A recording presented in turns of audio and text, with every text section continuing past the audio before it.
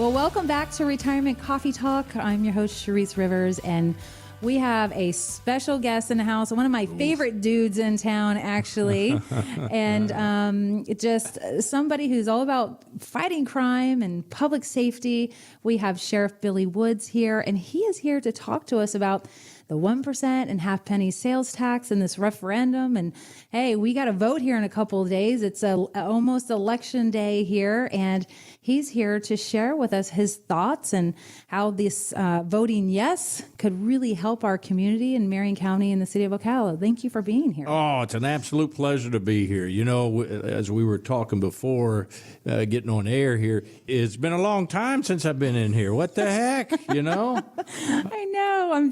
Okay, so for all of our listeners who've been listening for almost 10 years now, we promised, 7 years ago when Sheriff Woods came in here and we talked about right before the holidays, scams and what to look out for. And we said, okay, every year we'd have you back in here. And life happened. It does. Listen, I'll take the blame. My schedule gets packed and they keep me busy. That is for sure. Well, we're making a promise on air right now that we're every year in You heard December, that, right, folks? You heard it. We're going to do it. And we're going to make sure you guys are up to par with what's going on in our community, especially if there's interesting scams out there that I almost got fooled on one myself. So pretty much everybody does. You know, even myself. I get the phone calls. You know, I get those scams that come across, and some of them will say, hey, I'm Sheriff Billy Woods. Oh, really? So am I. But yeah, those scams are out there. And really what's sad, now that you mention it, you know, it's getting worse, and it's targeting our elderly, our seniors. We had a case recently to the tune of $350,000 where the people just lost everything, their life savings. So we need to do that. And we will. Let's keep our pinky promise going. You got it. All right.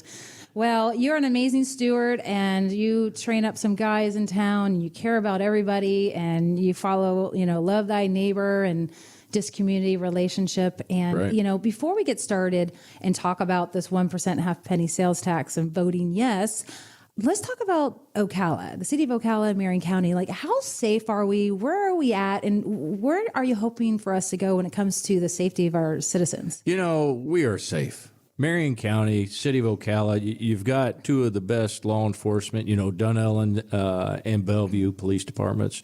You have the best law enforcement. And here's what makes us unique about that. And why I say that is, which this is unusual, not just around the state of Florida, but around the nation as well, is when you work in a county, when you have multiple agencies, they have to work collaboratively together.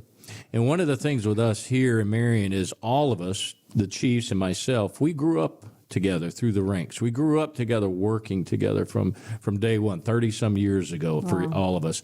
And when you have that relationship, it makes it easy to make a phone call. It's easy to say, hey, look, what help you need, what resources you send it, and keeping our citizens. But we all think the same way, okay? Our philosophies, our beliefs, our strong stances on protecting citizens, what we will not tolerate in this community, which I think every community should not tolerate. Let's make that clear. I wish more would stand up. And it's safe. I don't have my numbers in front of me, but I can tell you this. Since I've taken office, there's been a reduction in crime in Marion County by 11%. I've heard that. Yeah, and that's overall crime. So I don't want people to go out there, he shared his reduction in this. You know how it goes. But the fact is, it's all reported crime that my office has received since taking office. And down deep, I'm proud of that, because truthfully, it's not me. It's the men and women that work in my office. And for me to instill in them to care about the community, to reach out. And I probably get a more joy out of, instead of making the arrest. Don't get me wrong. I love messing up a bad guy's day in a heartbeat. I think that was on a TV show. But anyways, so the fact is when a citizen gives me an email or calls or texts me and says, hey, Sheriff, Deputy such and such, I want to thank them. They stood by me while I had to deal with a hard time of loss of a family member, or they stood out in the rain and helped me change a tire. That's what warms my heart, and I think that's what makes us safe and great. Yeah, well, I feel like over the last 10 years, we are living in a safer community. I feel it. People know it. And just by your actions and the team and even, OPD, just everybody's here to win it and protect everybody. Marion County is a different kind of county. City of Ocala, we really do come together and wrap ourselves in arms. That's exactly right. I'm going to tell you that. So let's talk about our first responders and this 1% half-penny sales tax. I really want to dive into, if somebody's deciding to vote yes, they're probably like, well, why, Charisse? And why for public safety? So how does it help law enforcement, this extra money, how does it help law enforcement, the fire department, and the EMS services? Let's start with the why. Okay. So, and I tell people, I try to put it in perspective. So our residency right now, we're pushing 450,000. Okay. Now keep in mind, when I took office, our residential population was roughly around 309,000. We're predicted to be pushing 600,000 in about 2 years. So you have a lot of residents here. But however, when I started in my career 35 years ago, one of the things we did not have, and it was very little of, is what we call transit population. And most counties and most cities face this today because of this, because it's so easy to travel in this day and age. You can get from Pensacola to the Keys in one day with no problem, whether it's by flight or even by car. Maybe it's a long drive, but however, you can get there quickly. But we have a lot of people that commute into our county for work, for visiting, for shopping. And that's about to the tune of 200,000 people, okay? Just because they're non-residents doesn't mean I don't protect them, okay? I still have to provide them the same services. When they come into the county, they're taking our services, but they don't pay the taxes. So when it comes to my budget, the fire department's budget, our budgets come off of the millage rate, off of you who own property. That's where it comes from. So when you have other residents coming in here to exhaust our resources, in my opinion, they should contribute as well, too. You know, the current sales tax is right now, and you've probably already heard it, 33% of it comes from non-residents. That's a huge amount. It's huge. From the 1% we're already paying. So the other thing I tell people is that I put it in perspective from my end, from my budget. So, you know, the larger we get, the more I'm going to have to do this. You remember years ago, there was a problem about replacing vehicles, and they drove some sorry vehicles.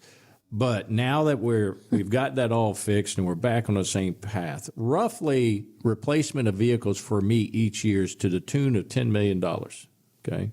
And that's what comes out of the sales tax right now.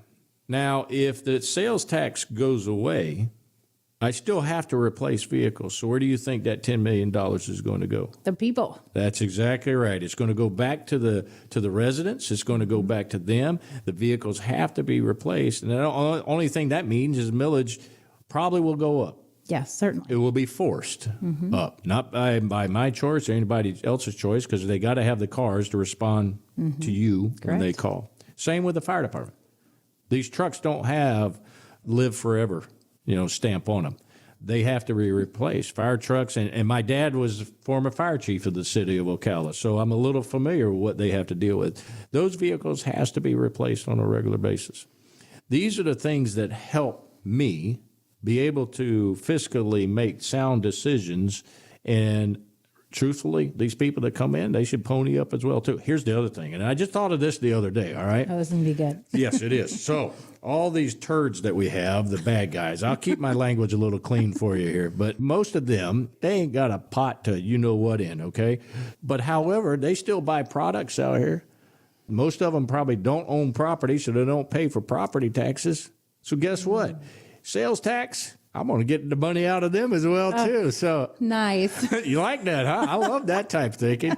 Let's get it from everybody that we can that contributes instead of just you and I that own property. Sure. And we end up paying like almost triple versus passing this 1% sales tax. So, we're shopping here, our kids go to school here, and we have visitors here, tourists, and we have criminals here, and we have regular individuals who's working day to day, right? Absolutely. And so we're all participating in this. Yeah. So. The other thing is in this sales tax, a lot of people don't think it's important to us in law enforcement or EMS or fire rescue, is the road infrastructure, all this infrastructure, okay?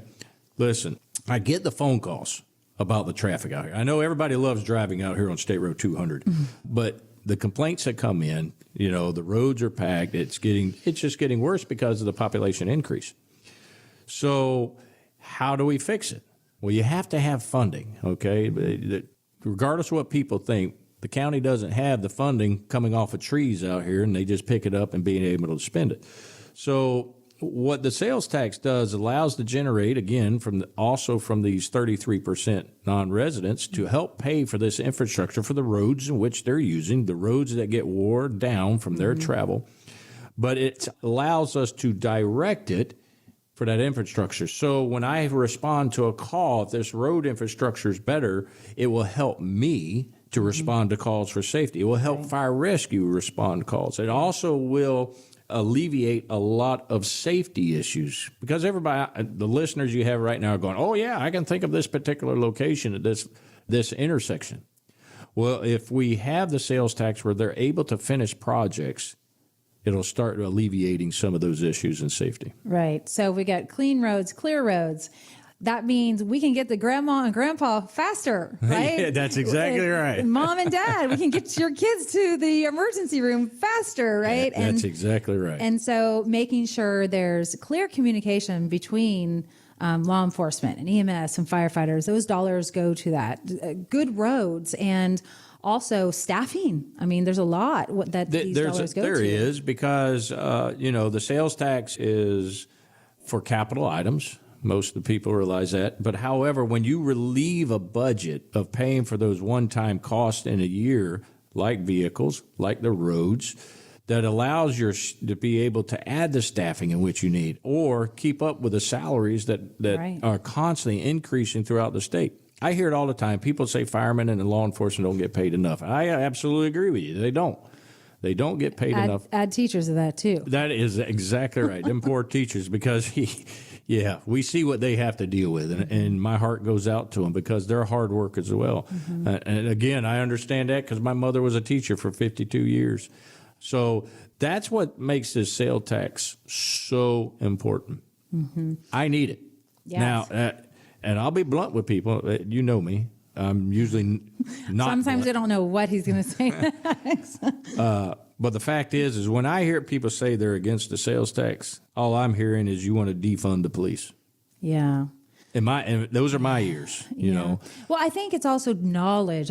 I don't think people know exactly. This is why we're doing this. People don't know exactly what the funding's going to, but Right. We're talking about grandma and grandpa. We're talking about your kiddos, right? Broken arms. We're talking about heart attacks. And we're talking about fighting crime when somebody comes to your house and at 1:00 in the morning and they got a gun, right? Who's going to show up and on time and do the cars work? So I think it's just knowledge and knowing what the dollars go to. So you're doing a great job explaining that to people. Well, you're absolutely correct. That's where everything goes. It benefits every single citizen here.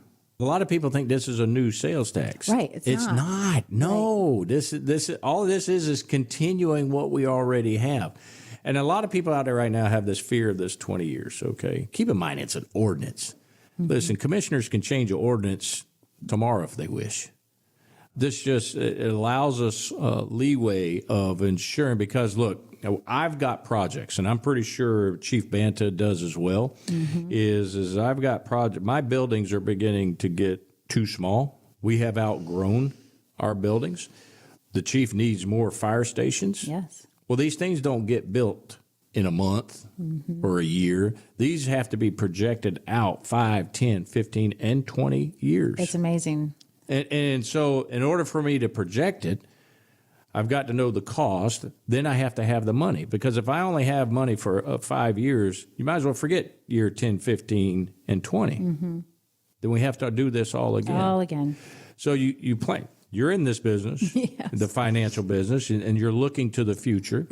You have to plan it out. Now, keep in mind, costs don't stay the same. We've all seen these rising costs of everything with materials, because today what may cost $100,000, 10 years from now, it'll be $300,000. Okay. At the inflation rate we've been going at, right? Exactly. But that's life. Right. You and I, when we were kids, I can think of how much gas was, okay? Gas itself. I never dreamed that it would be $4 or $5 a gallon. When I was a kid, it was 25 cents. Yeah. When I was in college. It was Remember like the old $1. payphones, which I ain't seen a payphone in a long time. 10 cents. It was a dime to drop it in there. People are listening. They're like, what are they even talking Yeah, about? I know. That's exactly right. The young ones. But the sales tax helps law enforcement. It helps the citizens. It just does all the way around. So I want to put a little emphasis on the half penny now, because a lot of people are listening. You have grandkids in this community.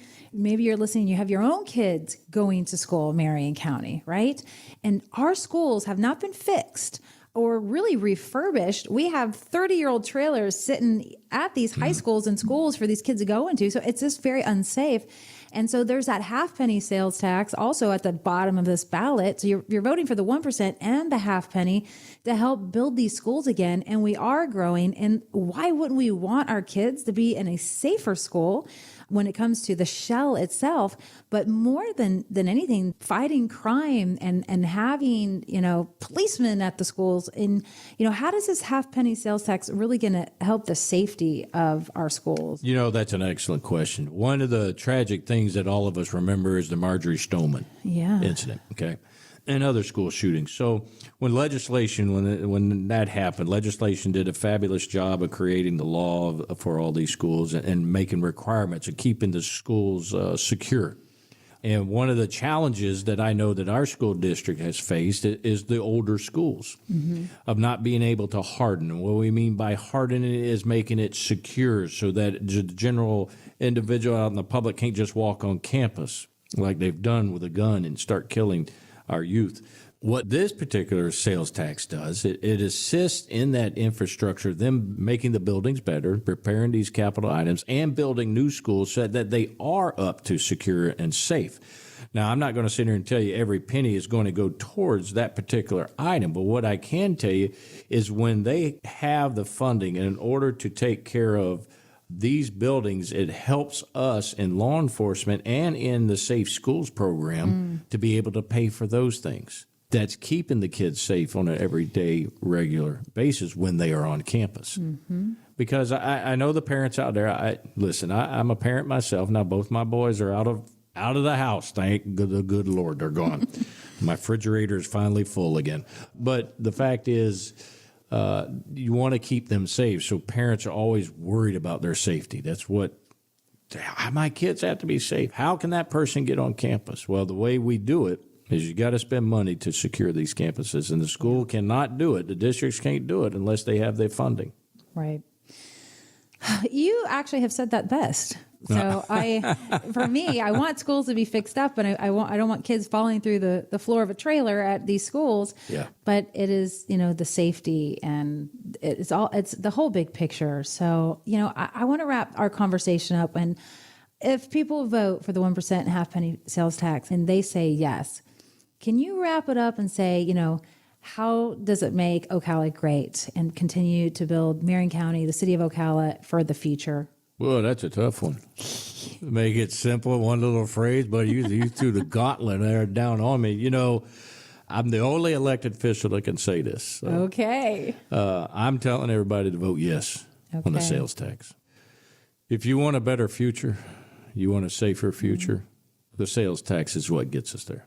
Very good. That's all you had to say. Thank you so much. You are an amazing leader and always an amazing speaker, by the way. I don't know about that. You are, and you just know how to, tell the story, paint the picture, because sometimes we just forget some of all the things that are the most important things. And it's for the future of our community. And if you guys plan to stay here, vote yes. And just remember, it's the last two votes on the ballot. Yes and yes. That's right. We're not twisting anybody's arm here. So, Sheriff, I already did it. I know. Thank you. Thank you. Thank you for being here. And we Absolute look forward pleasure. to having you every year talking about the future scams in our Pinky world. promise. All right. Pinky promise. Thanks for listening to the Retirement Coffee Talk podcast. If you have questions or would like to begin the process of building a tailored retirement plan, call Zinnia Wealth at 833-368-3680 or find us online at zinniawealth.com. Charisse Rivers is an investment advisor representative of Zinnia Wealth Advisory, LLC, a registered investment advisor. Exposure to ideas and financial vehicles discussed should not be considered investment advice or recommendation to buy or sell any financial vehicle. Past performance is not a guarantee of future results. Investments can fluctuate and when redeemed may be worth more or less than when originally invested. Financial professionals are not licensed in all 50 states. To find out if Charisse Rivers is licensed in your state, please contact their office. Zinnia Wealth Advisory, LLC is not affiliated with nor endorsed by the Social Security Administration or any other government agency and does not provide legal or tax advice. Annuity guarantees rely solely on the financial strength and claims-paying ability of the issuing insurance company. Any client experiences discussed during this show are unique to that client. They are not meant to imply or suggest you will experience the same results. By contacting us, you may be provided with information about insurance and annuity products offered through Charisse Rivers, NPN Insurance License Number 8718011.